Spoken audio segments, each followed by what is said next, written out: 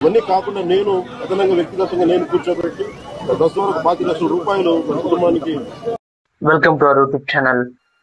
మన ఇండియాకి పాకిస్తాన్కి జరుగుతున్న యుద్ధంలో మన ఆంధ్రప్రదేశ్ నుంచి మురళీ నాయక్ అనే వ్యక్తి, మన ఇండియన్ ఆర్మీ సోల్జర్ చనిపోయినందుకు ప్రతి ఒక్కరు మనము చాలా బాధపడుతున్నాం.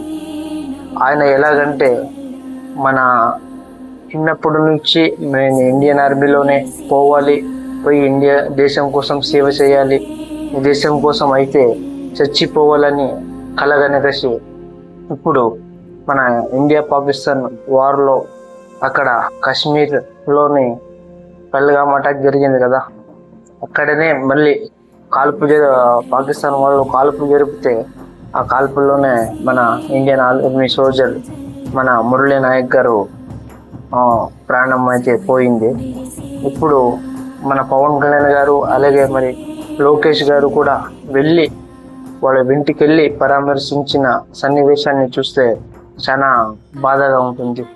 మన లీడర్స్ ఏ విధంగా డౌన్ టు అర్త్ పోయి పరామర్శించి వాళ్ళ కుటుంబానికి మేము అండగా ఉంటామని ఒక భరోసా ఇవ్వడమే కాకుండా